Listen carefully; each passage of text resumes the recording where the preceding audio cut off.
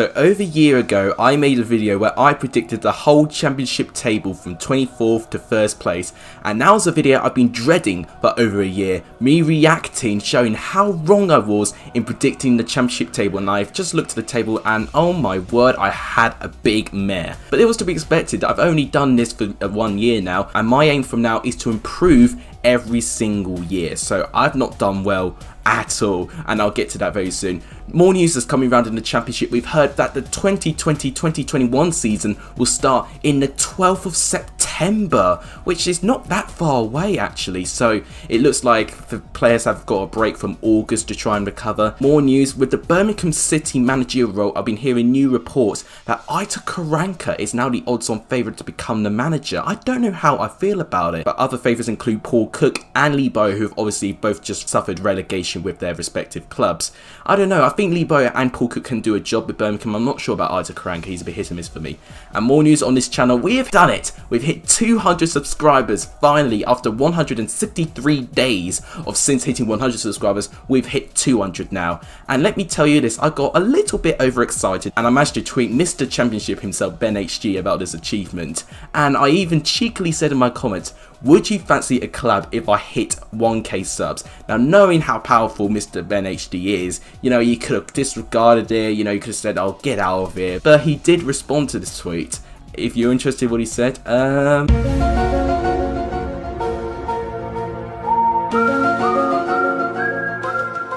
if this does not encourage you to subscribe, I don't know what will.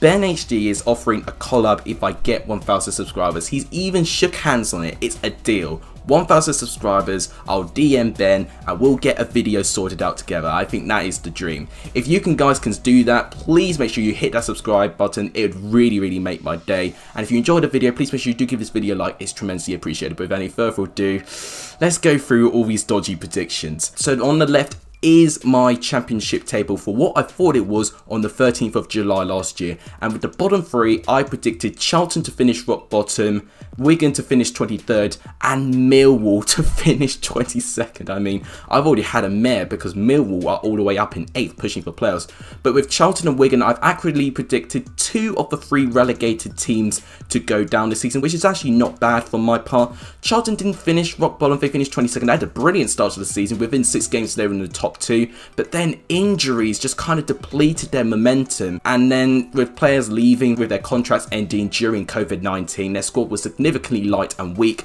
and also losing players like Conor Gallagher I think really hurted the squad as well. Conor Gallagher scored 12 goals. In terms of Wigan, I actually correctly predicted this one, and you could say maybe I foreshadowed Wigan getting their 12-point deduction. Let's be real, I didn't. It was complete luck that I got this one right, because Wigan were not playing like a team that finished in 23rd. If they did not have their points deduction, they would be in mid-table easily. So it's really unfortunate that they've gone down. They did spend quite a lot of money in the transfer window, and I think that was a reason why they did go into administration following COVID-19. It's a real shame to see Wigan go down, because that squad is definitely too good to go down. I mean, when you beat a team 8-0, you know, it does not deserve to go down at all. And finally, I predicted Millwall to finish 22nd. I mean, that's a bit wrong, I won't lie. I just wasn't confident with the squad. I wasn't even confident with Millwall getting Matt Smith, but what signing he's turned out to be. The fact that they let Neil Harris go, I think in my mind that Neil Harris was starting to lose a little bit of faith with his squad, but it actually surprised me how quickly Millwall did get rid of him. And the fact they got Gary Rowett in as well, I couldn't foreshadow either. And Gary Rowett just completely transformed their squad to be such a competitive squad. It's going to be interesting how they're like next season. But if they can keep most of their players and they can improve, especially in or around their midfield, I think Millwall can have a really good season. And if I could just score more goals, I think Millwall can definitely be in or around the top 6 next year. But it's going to be some tight competition. 21st I had Luton, 20th I've had Reading, 19th I had Barnsley, 18th I've had Birmingham, and 17th I've had Queen's Park Rangers. Not as bad as like predicting Millwall to finish 22nd and then finishing 8th, but there's a few dodgy ones in there. Luton I was actually really close to getting right. They actually finished 19th. And with Barnsley, I predicted them to finish 19th, where they finished 21st. So I actually needed to swap Luton and Barnsley, and I would have got 2 correct predictions there. So such a shame, close margins denying me getting more correct predictions. But I think everyone was surprised with Luton and Barnsley's form after COVID-19. They were in a really sticky situation. It looked like they were cut adrift completely. Luton under Nathan Jones have just looked like the Luton of old, and the Luton I expected to see in the Championship. Under Graham Jones, it just wasn't the same defensively. They just looked all over the place and just weren't organised at all. And under Barnsley, under Daniel Stendel, despite having a good start beating Fulham on the opening day, they just got a heavy defeat to Sheffield Wednesday, and since then they had not won in 17 or 18 games. So that form almost took Barnsley down, but you've got to admire the turnaround of Gerard Struber. He's added an identity to the squad, he's had leadership, getting players from AFC Wolfsberger, including Michael Saulbauer, who I think is a really important player in that squad, and players like Alex Moa and Coley Woodrow stepping up from League One to the Championship, scoring as many goals as he did. I think it's been a really good season for Barnsley in the end. I think survival for Barnsley in any season is a fantastic season for them. 20th place I got Reading. I think if they kept Jose Gomez a little bit longer, they could have stayed there, but bear in mind I recorded this literally just right in the beginning of the transfer window. That was when Reading's best signing was Charlie Adam. I didn't even consider them getting George Puskas and getting Ejaria from Liverpool, who's an unbelievable talent in the midfield. Those 2 players really did help Reading actually project themselves up the table. Jose Gomez left them around the time I did anticipate, and with the managerial appointment of their technical director, Mark Bowen, I mean, I thought 20th place was going to be fulfilled with me, but I've got to be surprised. Mark Bowen actually responded well, and Reading looked a lot better, so fair play to Mark Bowen, and if he could just get a good transfer window and can get some permanent signings in, I think Reading could have a really good season, and it's actually their highest finish since finishing in the top 6 under Jaap Stam. I mean, it sounds like a distant memory now for them getting top 6 glory, Reading. Birmingham finished 18th and was pretty close on this. They actually finished 20th, but with the start of the season, you would not have expected Birmingham to finish around this low because Birmingham looked so good, but COVID-19 completely got rid of their momentum. Scott Hogan was just not firing as many goals as he was for Birmingham when he joined in from Stoke, where he didn't have a good time there. Following a run of 13 games without a win, Clotet left permanently,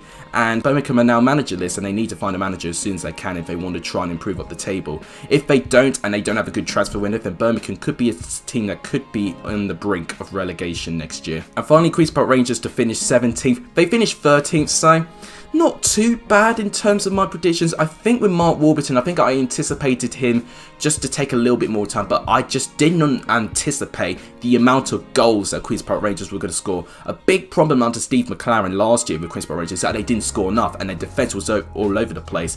They haven't quite fixed the defence, which I did anticipate under Mark Warburton. I think now losing Jordan Hugo is going to be a big blow. They're going to make sure they've got to find a talisman up front. Eze, who's of course gaining interest everywhere right now for his unbelievable performance. Brighter-side Samuel stepping up where he's gaining a load of interest as well. If Queen's Park Rangers can just keep these players, they can have a good season, but if they let all these players go, Queen's Park Rangers could start to slump again, so they've got to be very careful. Now let's reveal the rest of the bottom half, what I predicted. 16th place, I went for Hull, jeez. 15th, I went for Preston, oh dear me. 14th place, I revealed Huddersfield, and 13th place, I revealed Blackburn.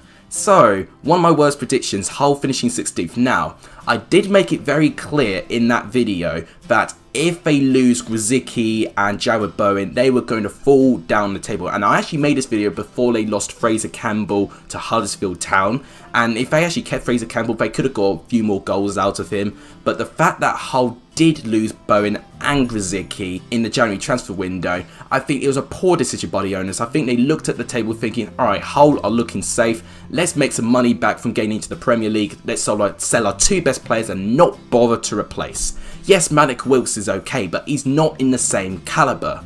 And the fact is with Hull, they play in a way that they almost rely on Bowen and Grzycki going forward with pace and going on to the counter-attack. And what's worse, sending Grzycki to West Brom, he scores a goal against Hull City. It's all been a disaster class by the owners up top and by Grant McCann as well, who did look promising at the start, but Grant McCann, after losing that quality, you know, he just couldn't think of a plan B to try and get Hull more wins and more points on the board. So I'll be very surprised if he stays at Hull this season, and I really hope it doesn't tarnish his reputation, because I think there is some quality there in his management. 15th place Preston North End, yes, it's not great at all, and I thought I was being a little bit generous on Preston, honestly, because the season before they were all over the place. They were in the bottom 3 for most of last season, but however with this season they had the exact opposite. They had a really good start, which they don't tend to have, Preston, but the thing is they started slumping in and around the festive period, then they picked it back up just before COVID broke out, but then when COVID did bring out, it really killed their momentum and they slumped down to 9th place.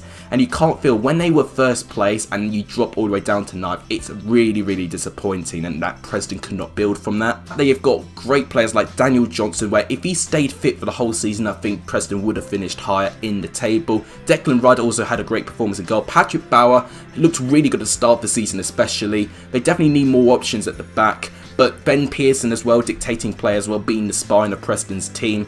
And they've got some really good potential players. I think Ra Ledson is a good potential player for Preston in the future. Jaden Stockley, I think, can have more game time as well. And with Sean Maguire, you know, if he did not have that horrendous injury and scored more goals, maybe Preston could have finished higher as well. So, I don't know, maybe a frustrating season for Preston. They did finish 9th, which is a 5-place improvement from last year, so they can probably look at that as a positive. Now to Huddersfield, finishing 14th. Now, I thought I might have been a little bit harsh on Huddersfield chances. Now, a lot of Championship YouTubers that anticipated Huddersfield to get a top 10 place. I just didn't see it. When you're slapped every single week by opponents in the Premier League, it's going to take you a lot mentally to recover from it. And not again, see that I just wasn't sure in terms if he can turn his fortunes around with them. They didn't. He was sacked very quickly within 3 games in, which is really appalling. The Cowley brothers came in and actually they did revolutionise things, and their signings that they made were really good. Of course they were loan signings, so they weren't permanent signings, but they were good for Huddersfield from when they were there, and managed to get themselves high up the table a little bit, and then they get sacked. I mean, yes, they were 3 points above the drop zone when they did get sacked, but following the teams below them, I could have never seen them to go down. You know, they just got a win over West Brom, probably one of their best wins of the season, and then they sack them? I just don't get this club sometimes. And Blackburn, I got them to finish 13th. They actually finished in 11th place. And to be honest, it's actually only 2 places off, so it's not too bad. There was a 5-point gap between 13th and 12th place. But having said that, 2 positions wrong is not that bad, I guess. Blackburn have been one of the more inconsistent sides. If Tony Mowbray can get a higher depth in that squad, especially in the defensive lines, I mean, they conceded up to 7 goals in their last 3 games. If Blackburn can improve defensively, they can definitely have a great season. Now we get to the top half of the table. I'm going to show you what I predicted in the top half, just under the playoffs. So 12th I had Brentford, 11th I had Nottingham Forest, 10th I had Swansea, 9th I had Sheffield Wednesday, 8th I had Stoke, and 7th I had Middlesbrough. Where do I begin here? Bad prediction over bad prediction over bad prediction, you get it. This part of the table was my worst, I say. So 12th place Brentford, right. So I wasn't sure about Thomas Frank's management. When he took over Dean Smith, Brentford really struggled. They did not look like as free scoring as they were. They lost Neil Maupay, which I thought was going to be a big blow for them. And I think in my mind, because they didn't actually lose any players when I made these predictions video, Brentford, but I think I anticipated 2 of Brentford's front 3 to leave. The fact they only lost Maupay, and actually they managed to get Ollie Watkins as striker and Brian Mbeumo on the right, that has actually probably been a more dynamic front 3 than they had last year. They've been scoring more goals, but defensively as well, you've got to give them praise. Rico Henry, Ethan Pinnock, Pontus Jansson, they've made some terrific signings at the back, Brentford. At the start of the season, Brentford really did struggle. It was only when they went on a pretty good run in around November time where they started climbing up the table, and then in towards January and February, they were in the top 6, and since then, they did not look like they were going to drop out of it since. So, it was a very momentous season for Brentford, and unfortunately for them, their momentum ended at the wrong time, where if it continued for one more game, Brentford would have been in the Premier League. So, they're going to have to now battle their way through the playoffs. Their highest league finish for over 70 years. You've got to give Brentford some credit. 11th place Nottingham Forest, and 4 places wrong with him. Once again, I just wasn't sure on the manager, Sabri Namucci, but I have to give him credit. In those first 40 games, I thought Namucci did a really good job with Forest. He's got the team to play not much on the ball, but really devastating going forward. And the likes of Joe Lolly, he's been really good. Lewis Graben's had his best goal scoring season.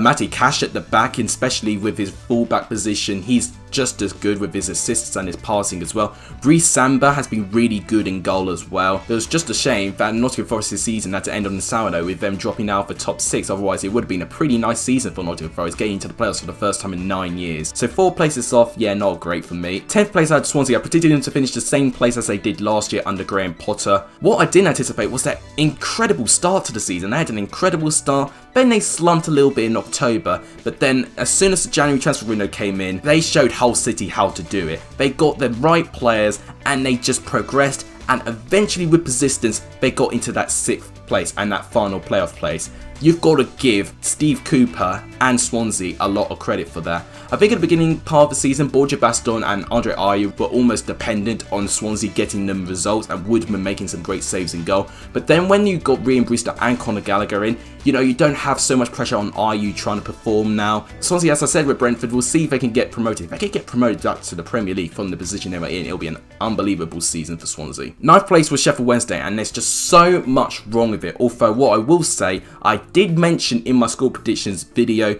that I would say 9th place if Steve Bruce stayed in. Now, I made this video literally a day before Steve Bruce left Sheffield Wednesday to join Newcastle United, which still baffles me why he joined. But the fact is, putting Sheffield Wednesday as high as 9th, I don't know what I was thinking of my mind. I think I was going through their momentum at the end of the season, but when you have a big break, momentum just kills. You've got to find that momentum again. Gary Monk came in, he had a great start, he got Sheffield Wednesday into the top 6 fighting for the top 2, but then all of a sudden they just couldn't win in over 18 games. I don't know if Gary Monk is going to be the right man to take Sheffield Wednesday forward. Sheffield Wednesday is one that I'm really disappointed with. Of course, Sheffield Wednesday finished in 16th place in the end. Over 7 places wrong for me, so it's really poor. 8th place Stoke, another poor prediction, also a prediction, but I'm 7 places wrong as well. With Stoke, I think I anticipated Nathan Jones to be better than he was. I was really putting them in and around this area due to their squad, but I knew that maybe it was going to take a little bit of time, but obviously it took too long for the Stokes board's liking.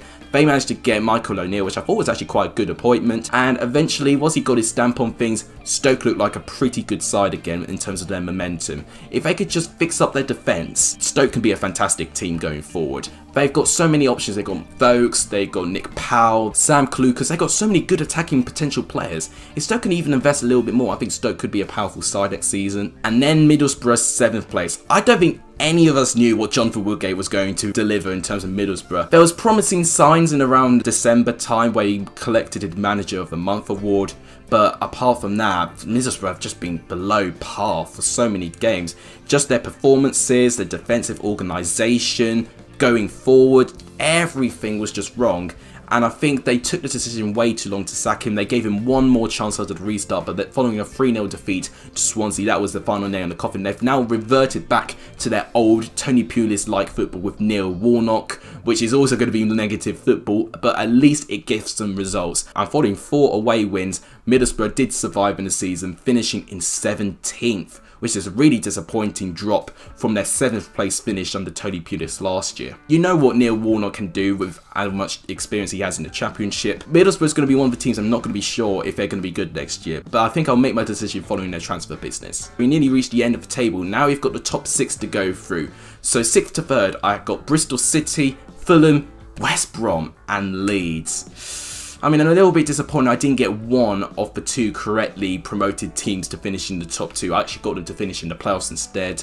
With Bristol City, I thought that they were just going to have a little bit of improvement following the transfers that they made. It was pretty much a couple of games before COVID and then all the games after COVID where Bristol City just completely fell apart. It was a streak too far for the board. They sacked Lee Johnson and they're still currently managerless as well. Bristol City are going to have to find another manager before the season starts. I got them to finish 6th. They actually finished in 12th, 6 places lower. A little bit disappointing with that one for me. 5th place, I predicted Fulham. They're only 1 place off 5th place. So technically right, but not quite. I did anticipate Scott Parker to be a little bit inconsistent, which I did correctly predict, and I did correctly predict the superpower of Alexander Mitrovic in that season being the top goal scorer in the Championship this year. If they have another season in the Championship, it's going to be interesting because they have made their loan signing of Anthony Knockaert and Ivan Cavallera permanent now, so it'll definitely be a strong squad next year. 4th place I put West Brom. I don't know, I wasn't sure of the squad honestly. I wasn't sure it was Zahor, but this was before they had Charlie Austin, And honestly, with the signings they made of Kravinovic, they did not make any of that when I made the video as well. West Brom have just been incredible, losing only 7 games this season. Slaven Bilic, I was a little bit unsure of his managerial abilities managing in Saudi Arabia before he went back to English football,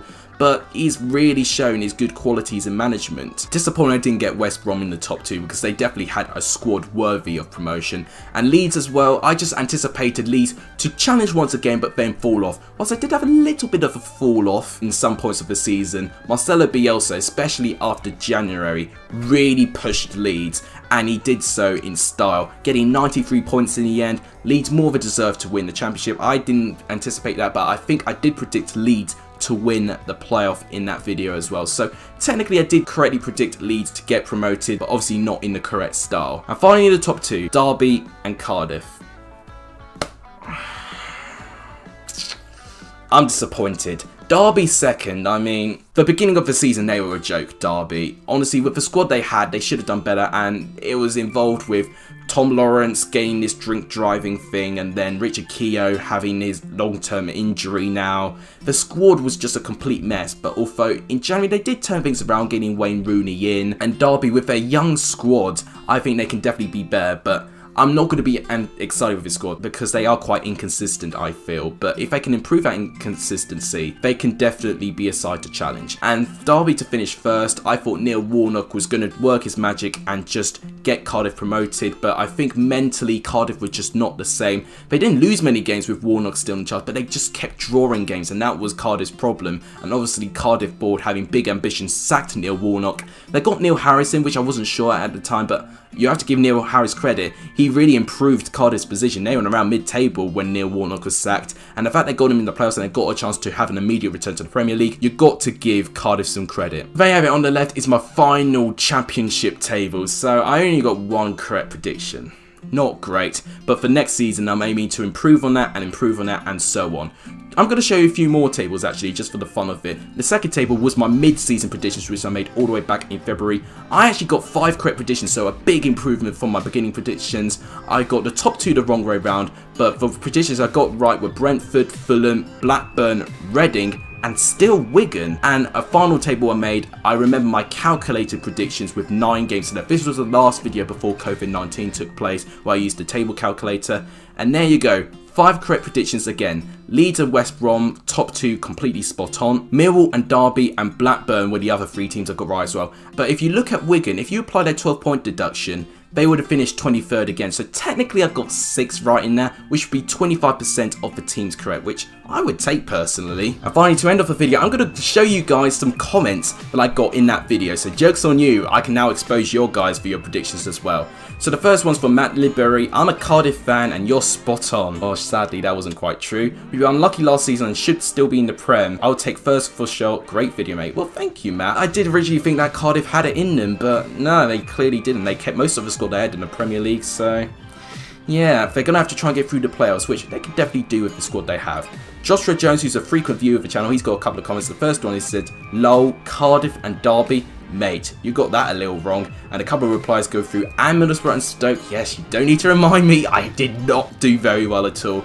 And someone said he only put Derby there because of Lampard. Look how that backfired. Nah, there was no bias there. Right, let's go to Brody SWFC. Yo, I'm your 7th sub. Keep up the vids. Thank you, man. Just found this, lol. Even the vids from a year ago are good. Wow, and that was from Scarlix. I think that's how you say your name. I think I just completely butchered that name. Frequent viewer of the channel. Thank you, mate. Brody SWFC is back. I think Leeds are going to come first. They only just missed out last season, and fair play. He got that right, so well done, mate. Yeah, that wraps it up for today's video. That was a lot to digest. If you guys like what you want to see more predictions in the future, please make sure you do give this video a like. It's tremendously appreciated. How excited are you with the season resuming on September the 12th? We've got the additions of Coventry, Rotherham and Wickham in this league. This is going to be interesting to predict. If you haven't done, please subscribe to the channel. We want to get to 1,000 subscribers so we can do this collab. It would really make my day. But thank you guys so much for watching. You guys are legendary if you're seeing this video. And as always, take care, guys.